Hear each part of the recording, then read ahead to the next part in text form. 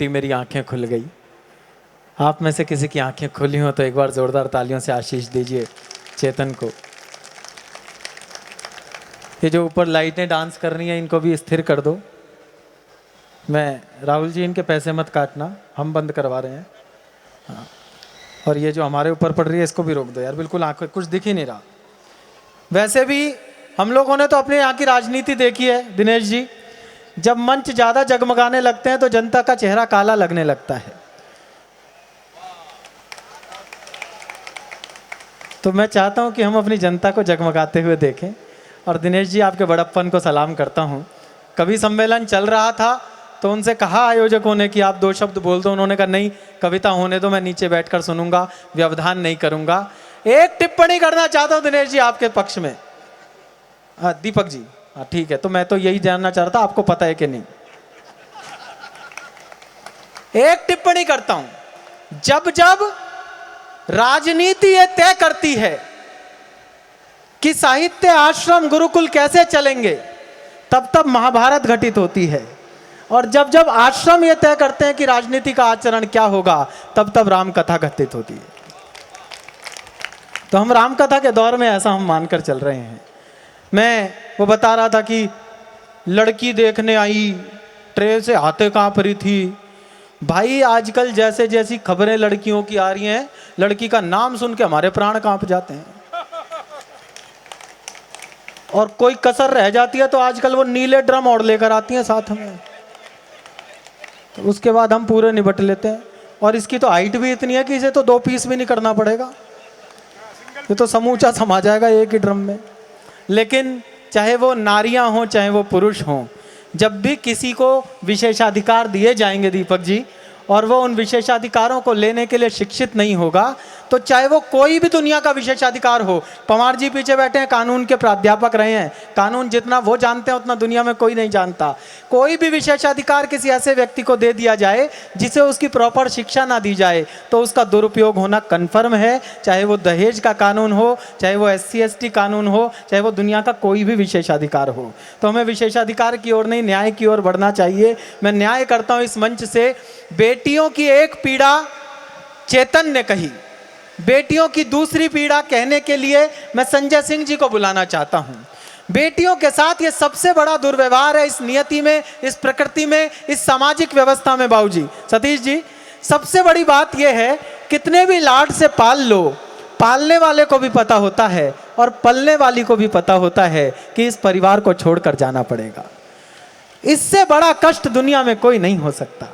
अपने कलेजे का टुकड़ा निकाल कर दिया जाता है।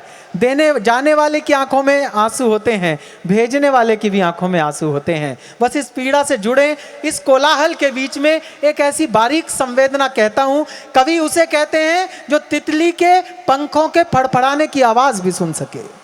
कवि उसे कहते हैं जो आंसू के निकलने पर पलकों से जो घर्षण होता है उसे भी सुन सके।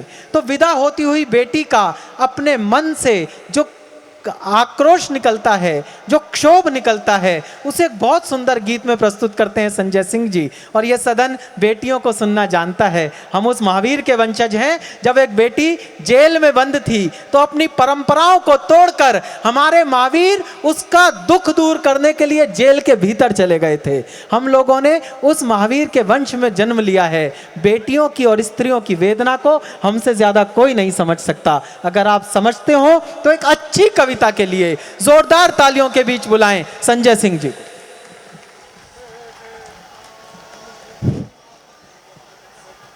जय जिनेंद्र। जय जिनेंद्र जी। आज मैं दूसरे वर्ष में फिर आपके बीच में हूं। क्या बात। ये मेरे लिए बहुत सौभाग्य की बात है। और आज हमारे भाई ये लाइट मत जलाइए। कवियों के युग पुरुष, आवाज आ रही है आपके यहाँ? इसको बंद कर दीजिए। हाँ, आंखों पे पड़ रहा है। ये रिकॉर्डिंग के लिए कार्यक्रम नहीं हो रहा है, ये जी जनता के लिए हो रहा है, उसको दिख रहा है। मेरे बहुत सारे मित्र जो हमारी संस्था से लोग हैं, हमारे बहुत सारे चाहने वाले आज यहाँ पे हैं। मैं बिना किसी भूमिका के अपने परिचय से बात शुरू करता हूँ। मैं तालियों का कवि नहीं हूँ, आंसुओं का कवि हूँ। वाह। जब आपकी इच्छा होगी ताली बजा दीजिएगा। मैं एक परिचय देता हूँ अपना कि मैं झीलों के शहर भोपाल के आंखों का पानी हूँ, आहा, बिरह की बेदना हूँ, आंसुओं की राजधानी हूँ। क्या कहने। लिपट कर बाप की छाती से जब रोने लगे बेटी, सिसकते गांव वालों से विदाई की कहानी हूँ। क्या बात, सिसकते गांव वालों से बहुत विदाई। अच्छे। अब एक परिचय मेरा सुनिए, मेरे शहर का परिचय था। चिराग जी ने मुझे बुलाया, मैं बहुत बहुत आभारी हूँ आपका। स्वागत सुनिएगा तरन्नुम में, स्वागत। और थोड़ा मुझे कभी सम्मेलन में शामिल कीजिए इस मुक्तक के साथ। कि न किस्से में होगा, न किस्से में होगा, न कहानी में होगा, न किस्से में होगा, न कहानी में होगा, मेरा जिक्र आँखों के पानी में होगा। क्या बात है, हाय, वाह, वाह, न वाह, किस्से में होगा, न कहानी में होगा, पानी में होगा, मेरा जिक्र आँखों के पानी में होगा। और पिता की बीमारी में बेचे थे जेवर, हाय हाय, पिता की बीमारी में बेचे थे जेवर, मेरी माँ की अंतिम निशानी में होगा। न किससे, एक गीत मैं बेटी का गीत पढ़ूंगा। एक गीत मैं पढ़ना चाहता हूँ जो मैंने जैन मंदिरों में लिखा है। स्वागत भाई साहब, स्वागत। 3 मुक्तक है, एक इंदौर में, एक कोटा में और एक उज्जैन में। सुनिएगा, उसके बाद वो गीत गा दूंगा। स्वागत भाई साहब। अब ये गीत कैसा है मुझे पता नहीं, लेकिन जहाँ भी जैन समाज का कार्यक्रम होता है मुझे काफ़ी बुलाया जाता है, वहाँ पे ये गीत जरूर पढ़ता हूँ। थोड़ा आध्यात्मिक हो जाइए, निर्गुण प्रवृत्ति का गीत है।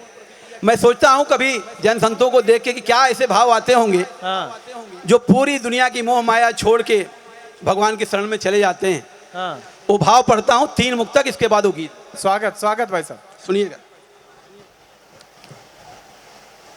कि छोड़कर सारी दुनिया, छोड़कर सारी दुनिया चले जाएंगे, छोड़कर सारी दुनिया चले जाएंगे, चले जाएंगे, छोड़कर सारी दुनिया चले जाएंगे। एक पल के लिए सोच कर देखिए कि लेके क्या आए थे, देख के क्या जाएंगे, लेके क्या आए थे। पहला बंद सुनिए। जो किया जिंदगी में हुआ ही नहीं, अच्छा वही है, वही जो राम रच रखा। जो किया जिंदगी में हुआ ही नहीं, तन को छूते रहे मन छुआ ही नहीं। क्या कहने, तन को छूते रहे मन छुआ ही नहीं, जिनको कहते रहे ये सगे हैं मेरे, जिनको कहते रहे ये सगे हैं मेरे, जिंदगी भर उन्हीं से चले जाएंगे, छोड़कर सारी दुनिया। सुनिएगा। तन वियोगी हुआ मन हुआ सारथी, तन वियोगी हुआ मन हुआ सारथी, मन हुआ सारथी, जल रही थी चिता हो रही आरती, जल रही थी चिता हो रही आरती, जाके शमशान पर शव ये कहने लगा, जाके शमशान पर शव ये कहने लगा कि धीरे धीरे यहाँ जलने सब आएंगे, धीरे धीरे। अंतिम बंद सुनिए, जैन समाज के कवि सम्मेलन में हूँ। करके सारे जतन धन कमाते रहे, करके सारे जतन धन कमाते रहे, एक किराए का घर था सजाते रहे, एक किराए का घर था सजाते रहे, कुछ वहाँ के लिए भी कमा लीजिए, कुछ वहाँ के लिए भी कमा लीजिए, ये सारे जलवे धरे के धरे जाएंगे, छोड़कर सारी दुनिया चले जाएंगे, एक पल के लिए सोच कर देखिए कि लेके क्या आए थे, लेके क्या जाएंगे, देख के क्या जाएंगे। बहुत अच्छे, बहुत अच्छे। आहा जी, वो बेटी बेटी का गीत गा देता हूँ। हाँ जी, वही सुना दीजिए। जिस गीत के कारण जिनके चरणों में बैठने के काबिल नहीं हूँ, आज उनके सानिध्य में बैठा हुआ हरिओम पवार जी के, वो बेटी का गीत जिसको पहले 3 महीने में 25 करोड़ लोगों ने सुना। कोरोना में अगर कुछ अच्छी चीज़ हुई मेरे साथ तो ये हुआ कि मुझे एक गीत मिला जी, और जिस गीत के कारण आज मैं इस मंच पे हूँ, गीत सीधे सीधे सुनाता हूँ। स्वागत भाई साहब, स्वागत। एक बार जोरदार ताली बजा दे उस गीत के लिए। बेटी ये कुल्हाना की पाती लिखती है ससुराल से अपने पिताजी को। पिताजी से थोड़ी नासाज है, बेटियां जब नासाज होती हैं तो पिता की क्या हालत है सुनिएगा जी। गीत सबने सुना है, गीत बहुत बड़ा होता है, गीतकार बहुत छोटा होता है। पहली लाइन से बता दीजिएगा आपने सुना है, इसके बाद में वो गीत में गाता हूँ। स्वागत, स्वागत भाई साहब।